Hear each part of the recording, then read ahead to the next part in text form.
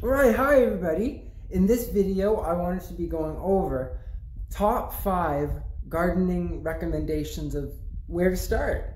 Because I had one of my close online friends, one of my gardening friends, ask me where would you, but I'm looking around my garden and I'm just, they just kind of have a yard and with grass, and fence and lots of space, but looking around, it's kind of where to start.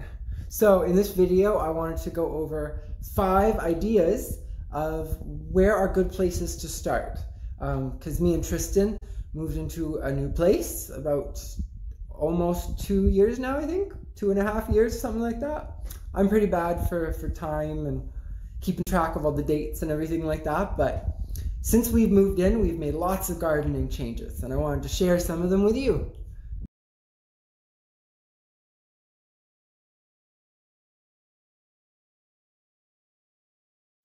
Alright, so gardening tip number 1, planting in rows or in clumps.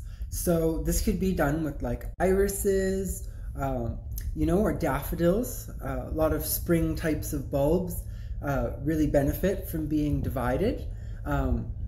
So I know when we first moved into this place that we're at now, there was this very large clump of irises right at the front entranceway, and irises, when they're left in clumps, they can get really overgrown and they don't even flower and do very well. So they benefit from transplanting and dividing. So you can plant them in rows or in clumps. And I'm going to take you outside now into the garden and show you some examples of that.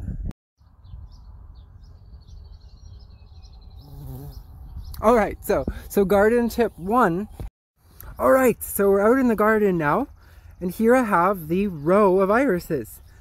It is so hot out today, but wow, I mean it is May 20th, and a shout out to Sheila Doyle, happy birthday to her. All of the irises pretty much are all in bloom, and look how glorious, look how beautiful that is.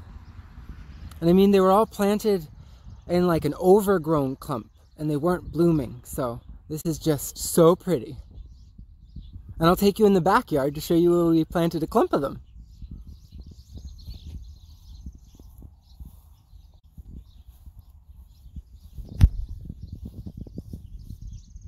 Alright, so on the way to the backyard here, there's some Dame's Rocket, they're called, or sometimes called Purple Rocket.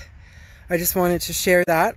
On the way to the backyard, there's a patch of those. These are wild weeds that I actually collected the seeds from and just planted in the ground here, and boom, there's a flower patch. But here is the irises, and when we first moved in, this was actually a burn pit, and there was so much garbage and glass and but yeah, it's all clean now for the most part. I mean, I wouldn't walk through there barefoot or anything, but look how pretty that is, eh?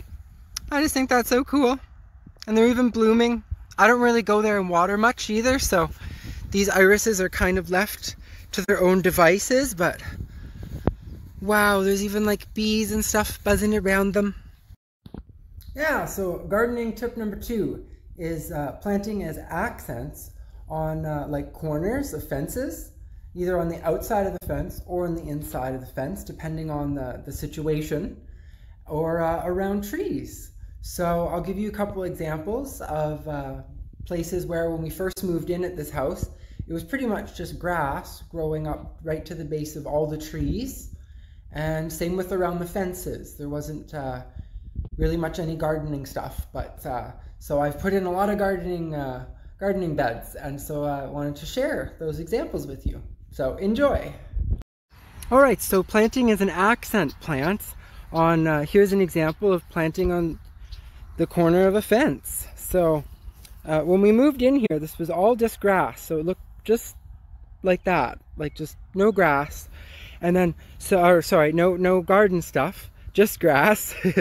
And so here we have some nigella, or love in the mist, some Russian sage, 3 in the back there, and put in a peony, and some more nigella, love in the mist.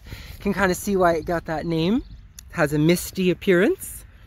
And yeah, and then here's, that's actually a patch of chicories, which will get a really nice baby blue color. So yeah, that's how I've utilized the corner.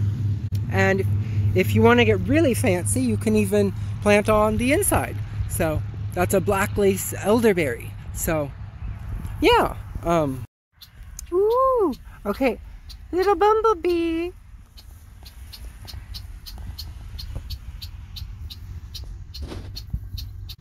Aww.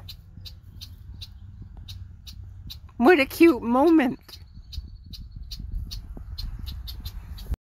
Alright, so just quickly as an example of or planting around a tree, you can make a stone ring. And so it was all grass in there. And it's not looking its greatest at the moment because that's all Siberian squill and early snowdrift. So those are spring plants that are all done. So all their pretty flowers have turned to seeds, but I actually keep watering it so that I can keep these seeds and spread more. So yeah, planting around a tree. Alright, so amending the soil and trying something different. So here is a patch of Lithidora, and it is one of my top all-time favorite blue flowers. They aren't super big flowers, but they are like a cyan. It's like an electric blue. And I have a patch of them here. So like, there's my foot for scale. So, I mean, there's quite a patch. And I wanted to share these because, you know, they need something like 50 to 75% sand. So, you know, it wouldn't really normally grow very well in the high clay soil that we have here. But they do really well. I mean, I amended the soil last year, and these have grown back from the winter time. So they overwintered and they're flowering, which that's so pretty. Lithidora, amending the soil, trying something different. Alright, so foliage, foliage, foliage. Look at that, you know?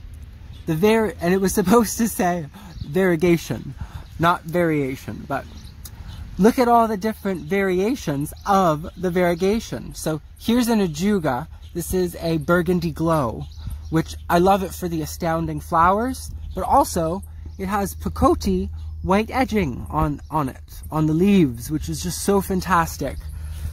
But then we also see here, this is called a lungwort, which it's all done flowering for now, but still has really pretty leaves, and that's an interesting variation on the foliage. And there's even Brennera, which that's really cool too. But I wanted to show you my all-time favorite in the garden. And this tree specimen we got solely for the purpose of its beautiful, beautiful leaves. And I've never really seen anything like that.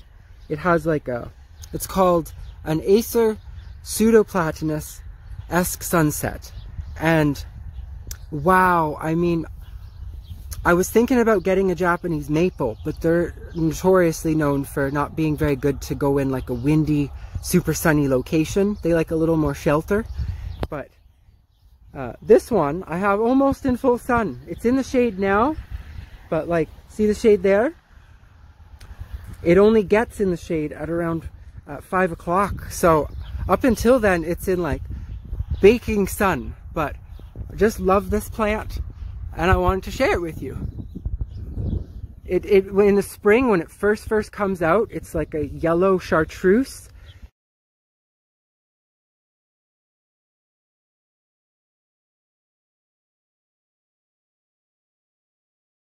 Pseudoplatanus-esque sunset.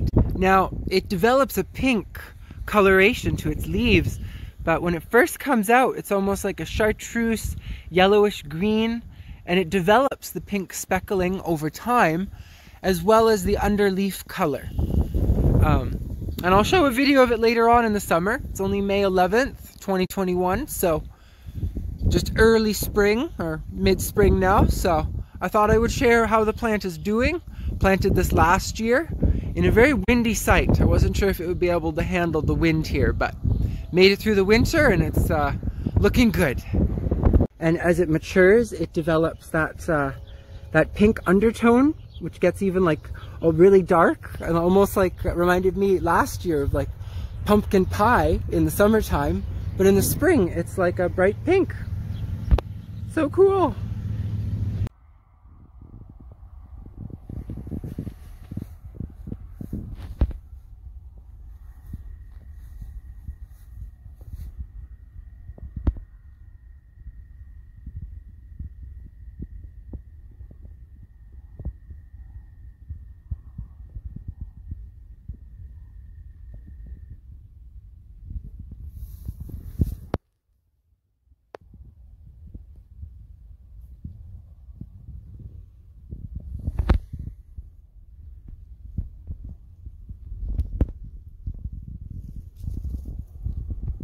Wow, I just had to stop and share this.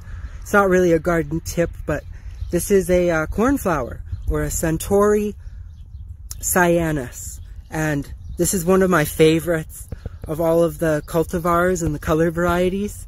It's so blue. It might be coming off a little purpley on the camera, but it's like a blue-white. So gorgeous. Yes, when it comes to foliage, with the different types of plants, there's so much variation. Like this is called Vinca minor, or periwinkle, and they look a little bluer in person, but they are kind of a purple color on this one. They are, they do vary in color though, but it has really shiny, glossy foliage, Vinca minor, and then this one's looking a little wilty at the moment, but this is called Vinca major, because it has much bigger leaves in comparison. And this specific cultivar has the white picote edging on its leaves, which just looks so artistic. And the other Vinca minor might come in variegations like this, but the other one that I have is just the green. So for comparison there, Vinca minor, Vinca major. All right, so water, water, water, the last point there. If you got one of these on your house, or if you're at an apartment, maybe ask to make sure you have permission, but try to install a barrel, rain barrel. So that can be very, very vital, especially like in periods of drought. And we're on a well too, so it's good to have some water stored up. You know what I mean? Like, so it's dry right now. As you can see, there's just a little bit of water at the bottom there, but hopefully it rains soon.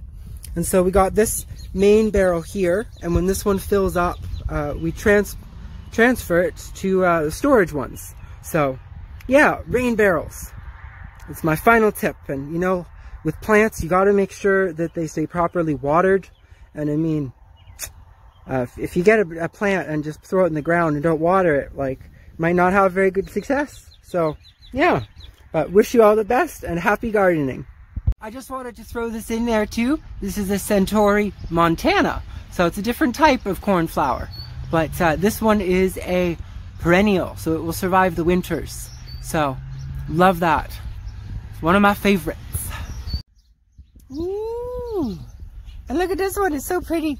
It looks bluer in real life than is showing up on the camera, but just wanted to do a quick shout out to Noni. She sent me this as a present, and I wanted to just say thank you, thank you, thank you. It's blooming and doing very well.